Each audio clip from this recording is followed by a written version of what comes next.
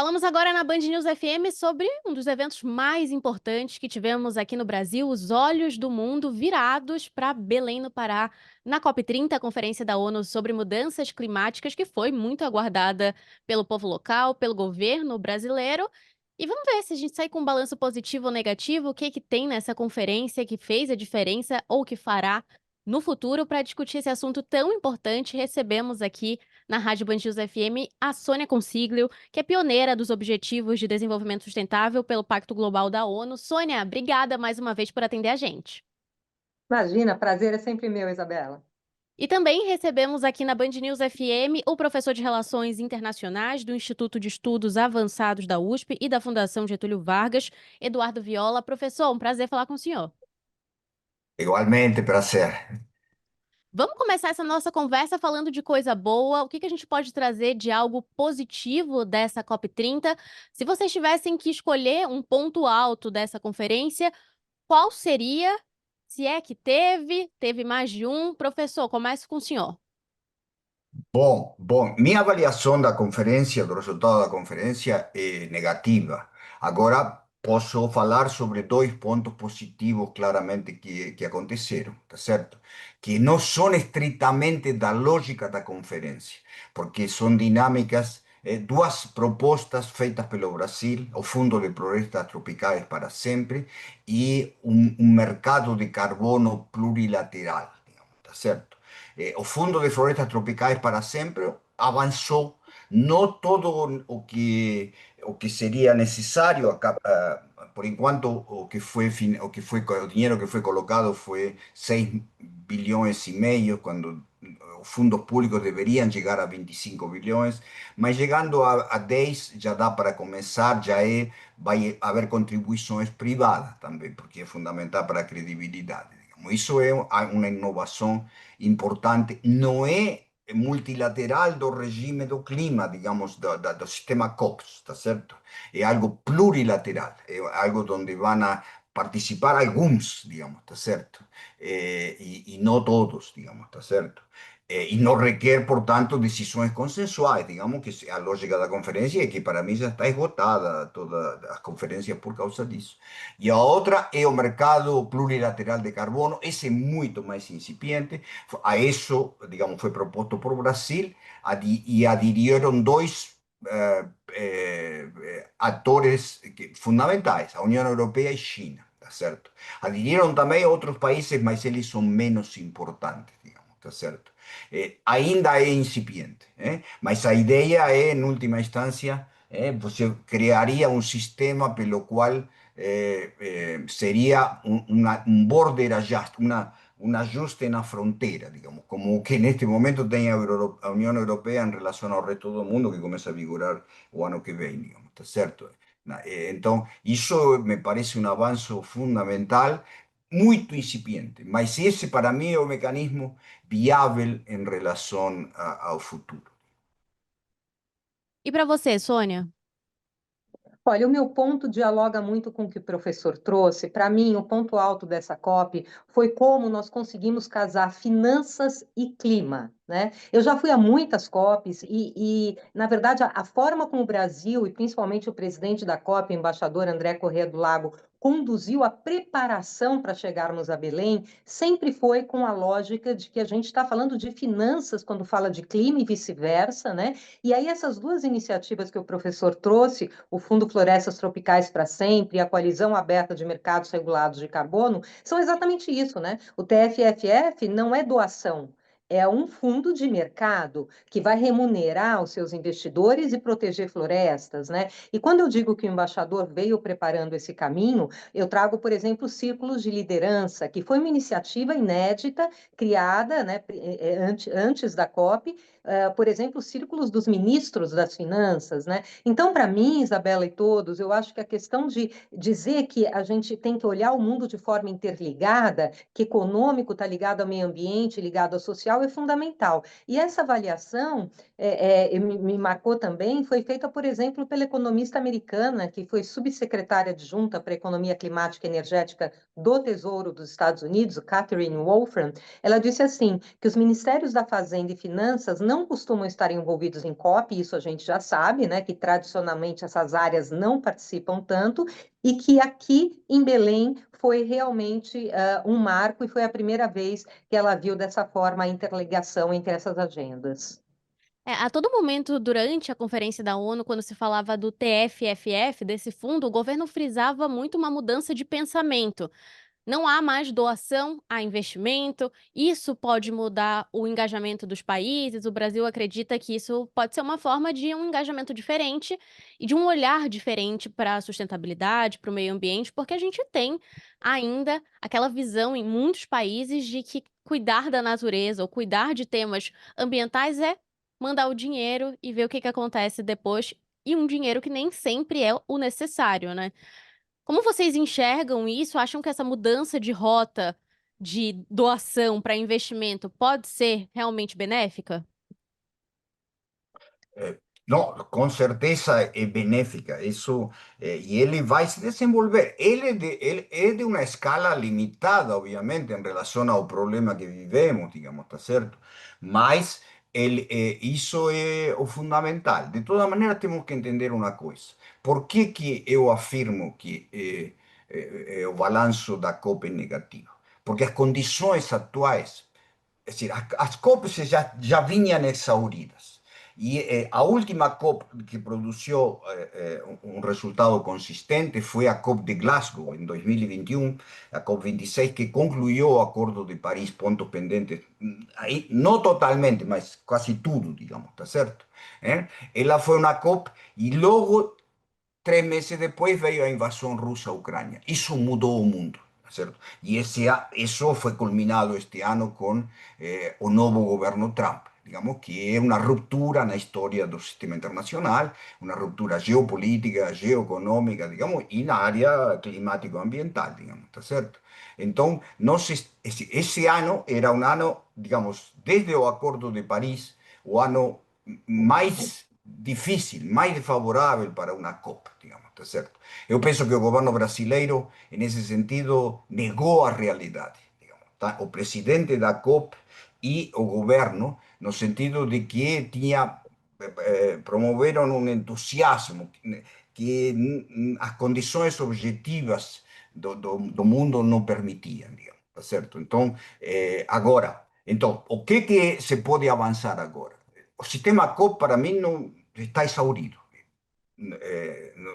Na minha opinião, as COPs deveriam continuar assim em um regime muito diferente, digamos, ou seja, o sistema de consenso só permite debates sobre palavras hoje, tá certo? São debates infinitos sobre palavras que não se cumprem. ¿Está cierto?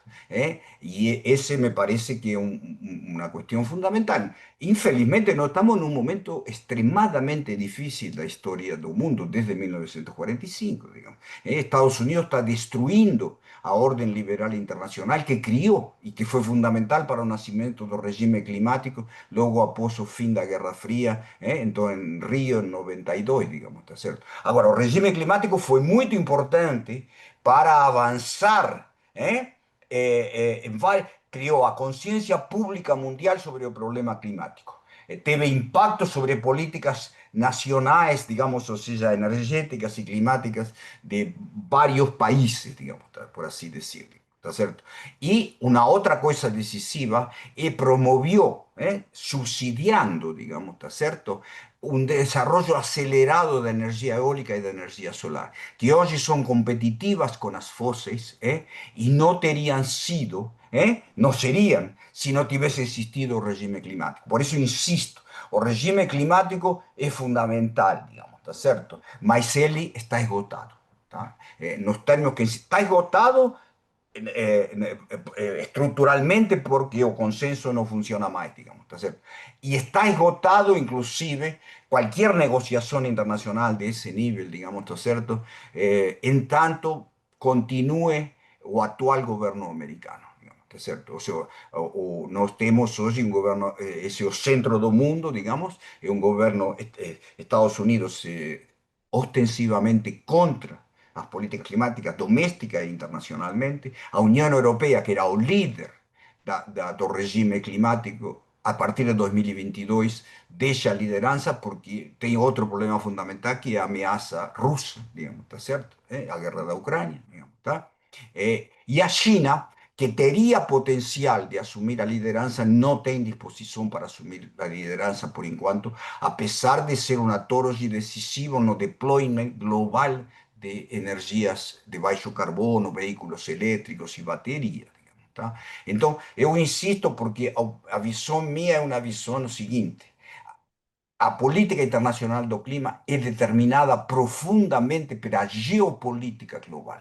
E assim como a geopolítica global foi favorável ao nascimento do regime climático em 1992, hoje a geopolítica global é desfavorável ao avanço do regime climático. Porém, a realidade objetiva do mundo se impõe, se vai imponer em última instância.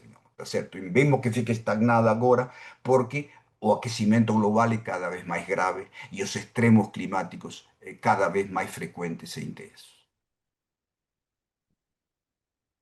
Com você, Sônia. Bom, então, voltando à tua pergunta, Isabela, eu acho que essa questão, quando a gente fala da migração de doação para mecanismo de mercado, é uma evolução natural, né? Atua aí nessa área há mais de 20 anos, e há 20 anos, há 15 anos, não havia o arcabouço de mercado que pudesse propiciar um instrumento como o TFFF. Então, na verdade, eu entendo que esses movimentos demonstram uma maturidade aí que a gente vem passando como mundo em torno dessas questões. Numa velocidade muito menor do que a gente necessita, isso é óbvio, mas talvez na velocidade possível, né? Porque a gente sabe a complexidade de tudo que a gente está vivendo, dos atores, como o professor falou, do momento geopolítico, enfim, a gente tem muita variável e realmente a gente precisa entender tudo isso e celebrar algumas questões. Eu acho que, claro, tem que ver o quanto vai ser captado no fundo, como ele vai evoluir, mas sem dúvida nenhuma já é um mecanismo de mercado. Ninguém está fazendo favor a ninguém investindo aqui porque se pretende remunerar esse recurso. Agora, outras questões nesse entorno que eu gostaria de trazer, esses dois mecanismos que nós falamos, TFFF e a Coalizão Aberta de Mercados Regulados de Carbono, não estão no acordo da conferência, né? Eles são iniciativas, vamos dizer assim, paralelas, que trazem uma reflexão sobre a questão do multilateralismo, sem dúvida nenhuma, né? E os mecanismos de COP estão sendo pensados e questionados, e o professor também trouxe isso na fala dele, já há algum tempo, pela dificuldade do consenso, né? Quando a gente fala em quase 200 países.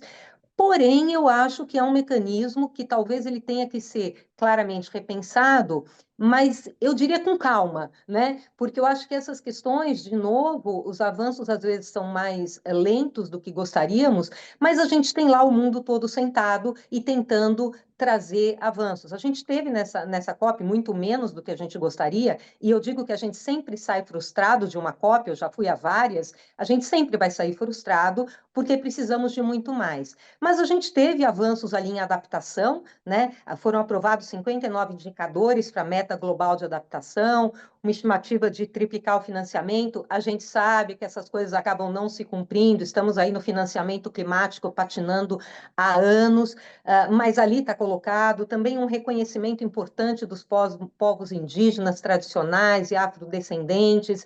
Então, assim, olhando como mundo, eu penso que a gente talvez devesse buscar combinação de instrumentos, sabe? E a COP de Belém trouxe isso quando a gente tem essas iniciativas acontecendo fora do escopo da conferência. A gente teve ali Colômbia se colocando também para fazer uma conferência para avançar a questão dos combustíveis fósseis, que ficou de fora do acordo.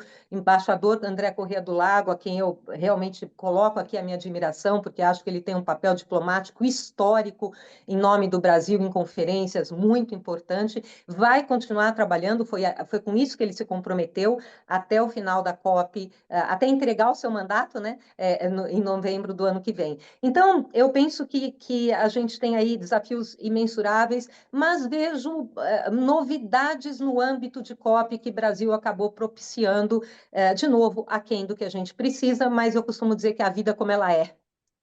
A vida como ela é, degrau por degrau, né? Nas COPs, às vezes, a gente não consegue construir uma estrada ou uma escada inteira. Você vai colocando degrauzinho por degrauzinho.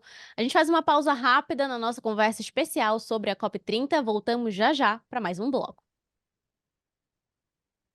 Estamos de volta no segundo bloco do especial falando sobre COP30, o balanço dessa conferência que aconteceu em novembro em Belém pela primeira vez no Brasil. Estamos recebendo aqui a Sônia Consiglio, pioneira dos Objetivos de Desenvolvimento Sustentável pelo Pacto Global da ONU, e também o professor Eduardo Viola, de Relações Internacionais do Instituto de Estudos Avançados da USP e da Fundação Getúlio Vargas.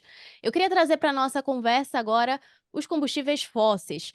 Tinha ali na reta final da conferência, nos últimos dias, o olhar todo para esse mapa do caminho, se de fato a gente ia colocar num papel quando e como íamos parar de usar os combustíveis fósseis que são usados, são apontados como os principais poluidores do planeta, o grande vilão do aquecimento global. Essa discussão dos combustíveis fósseis sempre existiu paralelamente, o Brasil trouxe ela para um protagonismo nessa COP. Vocês acham que o presidente Lula, lá na cúpula dos líderes, no discurso dele, se antecipou um pouco em falar sobre o mapa do caminho? Isso trouxe uma frustração para quem estava acompanhando? Porque antes até dessa fala a gente não tinha uma expectativa de sair da COP com uma decisão sobre combustíveis fósseis. Mas foi uma insistência brasileira para trazer esse assunto. Qual que é a avaliação de vocês? Olha, bom, primeiro, isso, acho que a questão esta dos combustíveis fósseis é um exemplo muito claro das limitações muito profundas do sistema COPS. Digamos, tá? Não sabemos, a Convenção de Rio, eu participei na Convenção de Rio, digamos, ou seja, e participei em todas as primeiras COPs, digamos, ou seja, estudo isso faz mais de 30 anos, digamos, tá certo?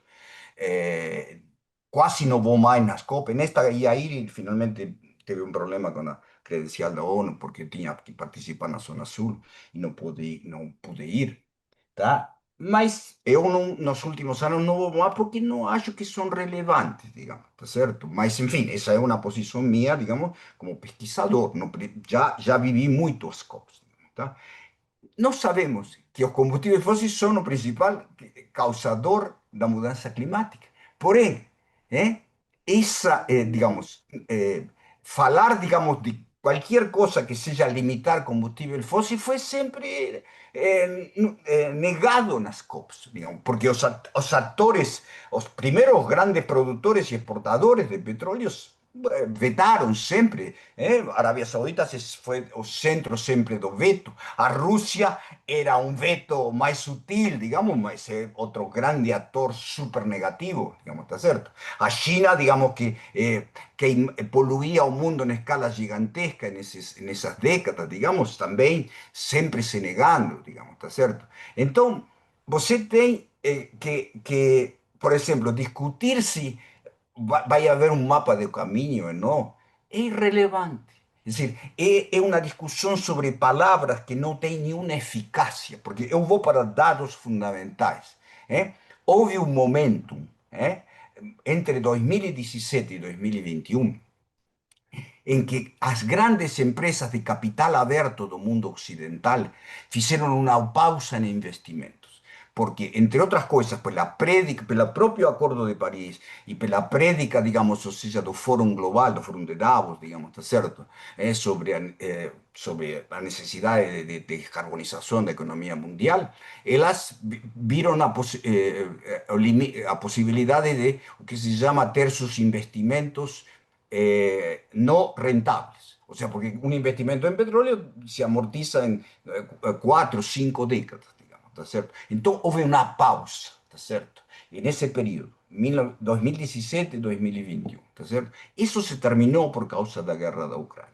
En la COP de Dubái, en 2023, o que he analizado, no entró por la primera vez, oye, la primera vez después de 30 años de que sabemos que hizo problema fundamental, digamos, ¿está cierto? Es decir, ¿y entró por qué? Porque el presidente de la COP era el presidente de la compañía de petróleo de Emirados, que es un poco menos recalcitrante que a compañía, que a Saudi Aramco, a compañía de petróleo saudita, digamos, ¿está cierto? Entonces, persuadió a Arabia Saudita, deixa pasar isso agora. E depois isso foi retraído. O mapa do caminho, digamos, mesmo que tivesse sido elaborado e aprovado, não teria nenhum impacto na realidade, porque a realidade atual está determinada pela profunda competição geopolítica, profundo crescimento do nacionalismo no mundo, em todas as dimensões, inclusive na nacionalismo climático. Ou seja, os países, como se sentem mesmo mais poderosos, impotentes para mitigar a mudança climática, que é o caminho, digamos, então cada vez mais investem em adaptação à mudança climática. Adaptação é nacional, digamos, tá certo? Então, esse é um caminho, o nacionalismo climático que, por exemplo, nos Estados Unidos, visões desse tipo se chamam de realismo climático. Tá? Então, esse é todo um quadro, digamos, fundamental, que no debate, eu respeito muito toda a atuação de Sônia, digamos, ou seja, o que ela fala, digamos, tá certo? Eu tenho, obviamente, uma visão diferente do mundo, digamos, tá certo? Mas acho que o ponto-chave é que todo o clima que se viveu este ano, digamos, depois de que Trump já era presidente eleito, porque a COP de Belém teria sido diferente se Kamala Harris fosse a presidente. Não radicalmente diferente, mas teria sido diferente. E isso que nem André Correa do Lago, nem o governo brasileiro compreenderam, não aceitaram, negaram que isso tinha acontecido. Digamos. E vamos tentar, digamos, certo? Agora, Lula, em particular, Lula é um homem do petróleo. Lula é um homem que tem uma história profundíssima de amor por o petróleo, a Petrobras, o petróleo é nosso, a soberania nacional, digamos, está certo? E isso se mostra permanentemente em como a Petrobras continua com Lula. Desde faz 30 anos, a Petrobras continua aumentando a produção de petróleo e hoje tornando-se um exportador crescente de petróleo, digamos, está certo? Essa é a posição de Lula, ¿cierto?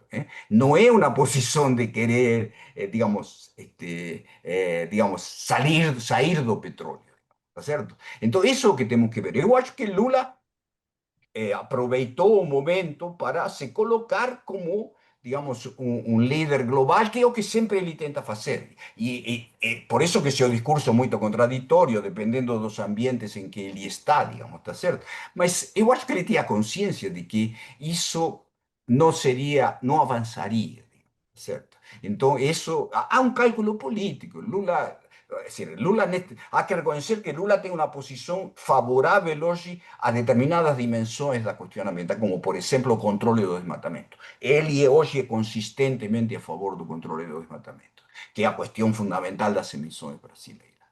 ¿Cierto? Entonces, en ese punto, en la cuestión de petróleo, no. Lula es un actor súper conservador, muy negativo, digamos. Entonces, ese es el cuadro que yo quiero colocar. Yo soy un cientista político, certo? Eu não me guio, digamos, o cientista político, você vê as palavras dos atores e as ações dos atores. E vê a dissonância entre isso, que neste momento, em vários aspectos, é a maior da história da política climática internacional. Do meu ponto de vista, que corrobora com vários pontos do professor, realmente acho que assim, esse ano talvez era o mais desafiador para trazer essa temática para uma COP, né? A gente teve ali, tem todo um contexto geopolítico, como a gente já comentou aqui, desafiador. Na questão da energia, né? O ponto da Rússia invadindo a Ucrânia cria ali uma série de desafios. Então, realmente, sempre é difícil falar do fim dos combustíveis fósseis. A gente teve ali em Dubai, na COP28, aquela menção, né, dentro dentro do acordo final para ficarmos longe dos combustíveis fósseis, o que de fato não significou muita coisa, nada aconteceu na COP do ano passado, e aí na COP 30 a gente tem esses movimentos. E a gente teve ali 80 países a favor de alguma menção no acordo final, a mesma quantidade contra a menção. Tivemos ali que na diplomacia brasileira lidar com isso para ter algum acordo, porque sair da COP 30 sem acordo seria catastrófico, né? E aí, Isabela, eu acho que essa fala do presidente Lula, na verdade, assim, tudo é meio que um jogo de xadrez, né? No entorno dessas conferências. Dá um passo aqui, vem um passo ali. Eu acho que foi uma fala que tem todos os seus objetivos políticos, como bem sabemos, mas que coloca uma pressão, né, num contexto, e que aí realmente chegamos aí ao final da COP 30 de Belém, sem nenhuma menção a combustíveis fósseis, o que eu acho que não é nenhuma surpresa. De novo, tínhamos e temos um cenário talvez mais desafiador. Claro que cada ano tem a sua realidade, mas nos últimos 5 anos, 6 anos, sem dúvida, é um cenário mais desafiador para qualquer negociação aí em torno de combustíveis fósseis. Agora, eu, assim, do meu ponto de observação, que é basicamente setor privado, né, e as empresas tiveram um desempenho muito importante na COP 30, uma série de questões ali, porque a gente vai construindo, às vezes, do pequeno para o grande, né? E a gente teve muitos presidentes ali reafirmando compromissos, e eu acho isso relevante. Então, eu sou um pouco da turma do copo meio cheio, talvez justamente sei lá, trabalhar dentro do setor privado há muito tempo, onde essas questões, a questão de 15 anos, eram absolutamente marginais e já não o são mais. Já não o são, né? Fazem parte aí de planejamento estratégico de empresas, etc. E aí o mapa do caminho de Baku a Belém, que foi um documento produzido ali por 35 países e Comissão Europeia, dentro da lógica do Círculo de Ministros de Finanças, obviamente ele não é um documento vinculante, ele não é obrigatório, ele não vai ter nenhuma fiscalização, mas ele traz marcos conceituais que eu considero importantes para um avanço. Quando ele fala da reforma dos bancos multilaterais de desenvolvimento, da criação de plataformas nos países para poder apoiar a mudança do clima, instrumentos financeiros para mobilização de capital privado. Então, esse tipo de documento, quando ele vem a público e tem esse endosso de tantos países, e a gente não é ingênuo, sabe que muitas vezes essas coisas acontecem e acabam ficando um pouco na teoria, mas é um documento que pode pautar e pode ajudar na caminhada que a gente tem aí adiante. Então é isso, eu acho que é lidar com o que aconteceu ali, ver como é que vai se desenvolver.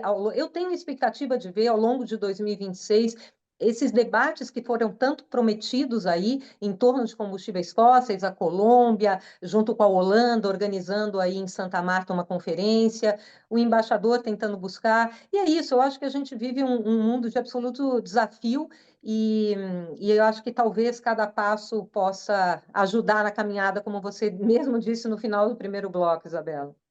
Às vezes a mudança vem de dentro para fora, né? Um país que se compromete a fazer alguma coisa diferente no seu quintal, pequeno ali ainda, mas é a realidade que a gente tem hoje, é a mudança que pode ser bem-vinda nesse caso. Pausa rápida na nossa conversa sobre COP30. Voltamos logo mais com o balanço da Conferência da ONU. Estamos de volta no último bloco no nosso programa especial sobre a Conferência da ONU sobre Mudanças Climáticas de número 30, que aconteceu em Belém em novembro pela primeira vez no Brasil.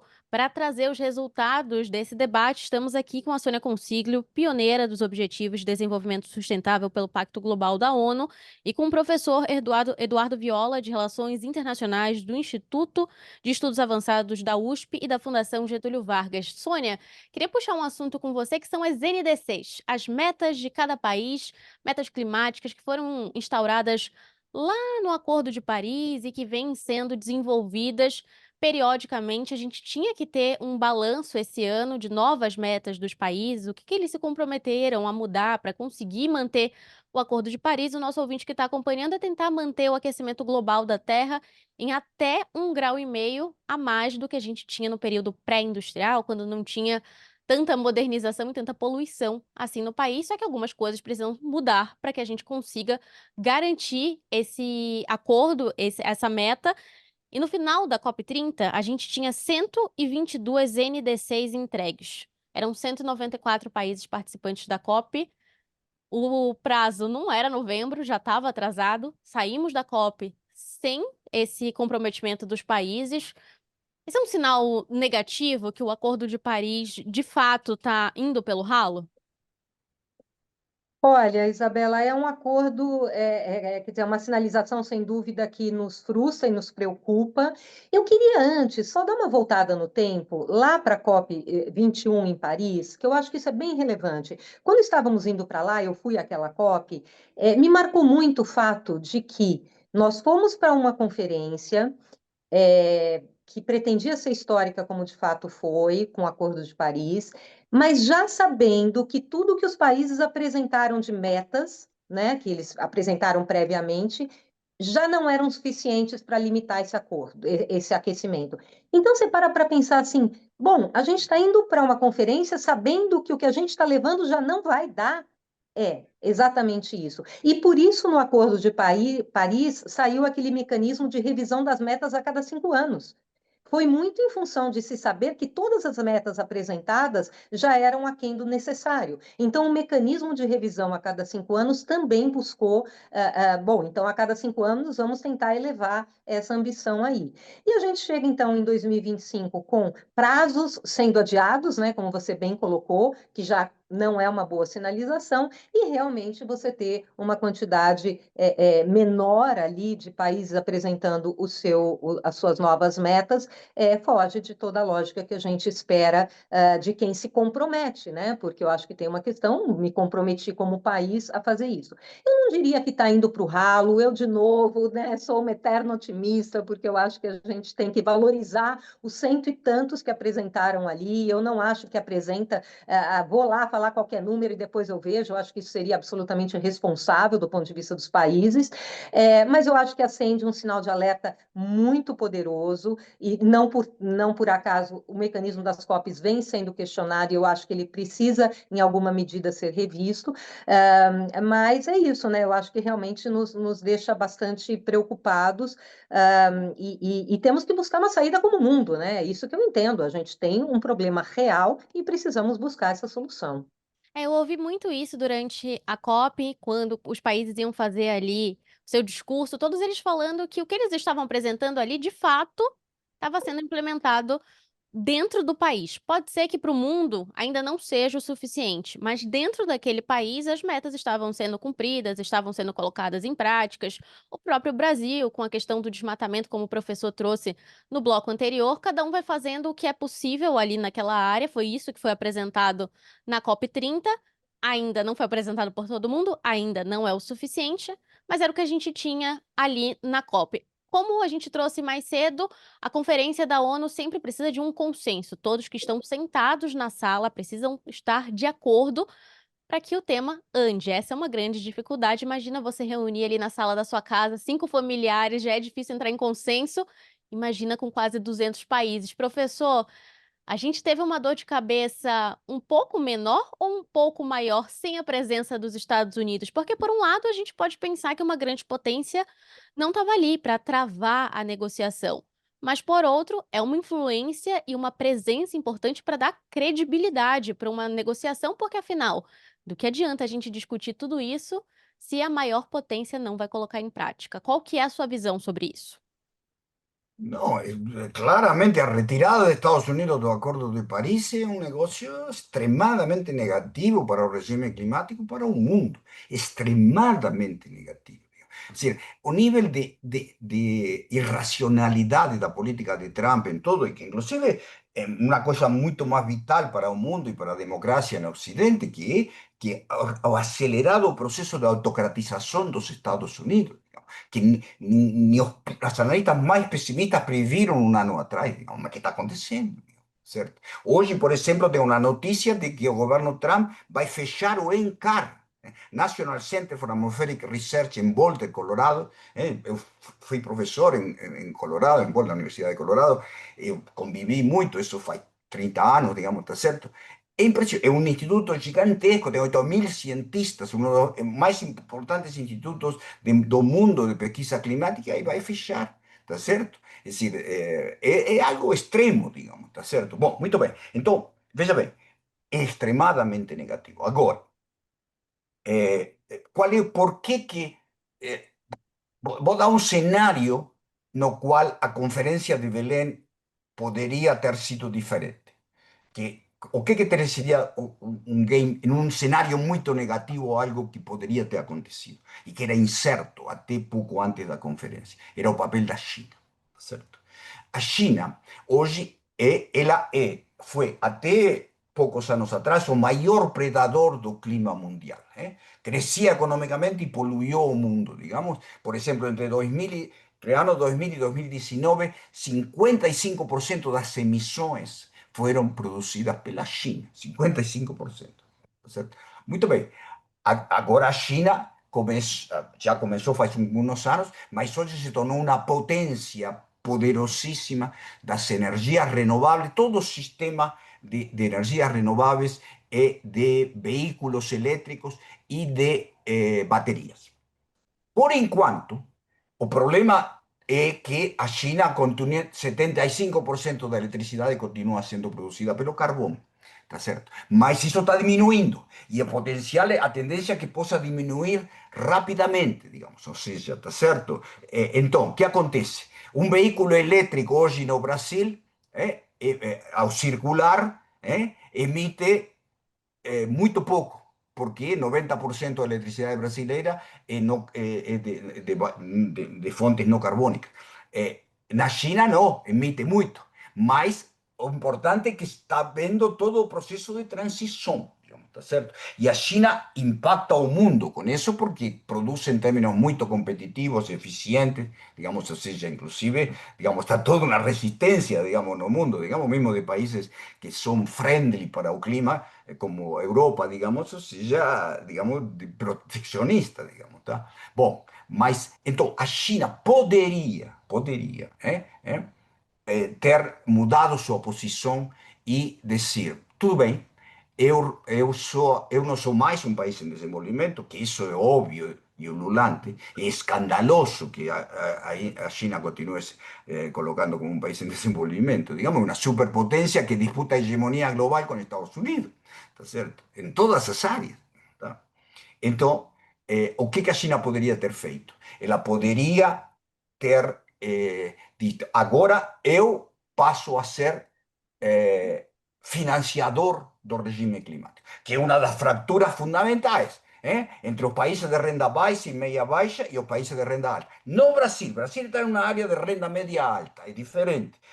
Brasil continua pretendendo recibir financiamento, mas na verdade, do ponto de vista da justiça climática, não deveria receber em absoluto, digamos, tá certo? Porque o que tem que receber são os países de renda baixa e meia baixa.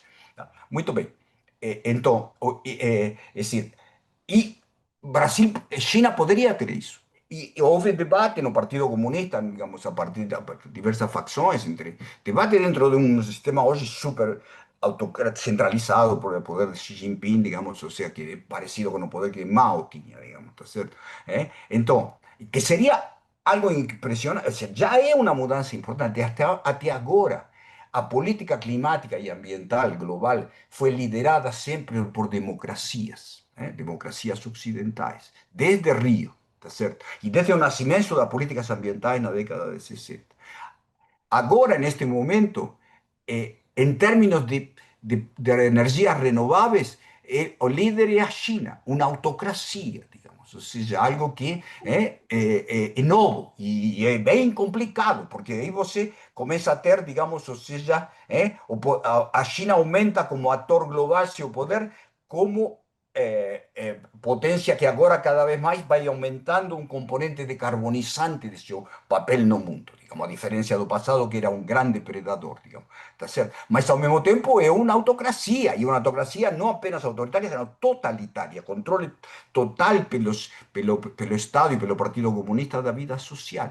Então aí veio um ponto, algo muito positivo, a China cada vez mais será um ator positivo no clima, mas, por outro lado, é um ator extremadamente negativo en relación a democracia, porque o que a China quiere diseminar autocracia en todo el mundo, y de otro lado nos tenemos Trump en los Estados Unidos. Entonces tenemos hoy en este momento convergencia de tres autócratas, Putin, Trump y Xi Jinping, digamos. Terrible, Europa está isolada. ¿Cuánto tiempo aguanta Europa democrática en un contexto de ese tipo? Entonces, esto é o que poderia ter mudado, mas não mudou. Mas a perspectiva sobre a China no clima, para o futuro, é uma perspectiva crescentemente favorável, digamos, tá certo? Isto que eu quero deixar claro, tá certo? E nesse sentido, eu diria que só teremos novidade na negociação internacional no caso de uma derrota republicana nas eleições de 26 e 28, numa COP em 29, digamos, ¿está cierto? Donde se produzca nuevamente una convergencia de China, Estados Unidos y Unión Europea. No medio de eso tiene que acontecer también algo que sea un resultado de algún grado de derrota de Putin na Ucrânia. Ficou aqui o nosso balanço da Conferência da ONU sobre Mudanças Climáticas, a COP30, em Belém. Seguimos falando sobre meio ambiente aqui na Band News FM. Tem COP31 chegando em 2026 na Turquia. Agradeço o professor Eduardo Viola por conversar com a gente, também a Sônia Consiglio. Foi um prazer conversar com vocês dois. Até uma próxima. Muito obrigada, Isabela. Foi um prazer compartilhar aqui visões com o professor Eduardo Viola e com todos que nos acompanharam. Sí, muy obrigado, Isabela. Realmente fue un debate profundo, de alto nivel. Estoy muy satisfeito y fue fundamental compartir el debate con Sonia.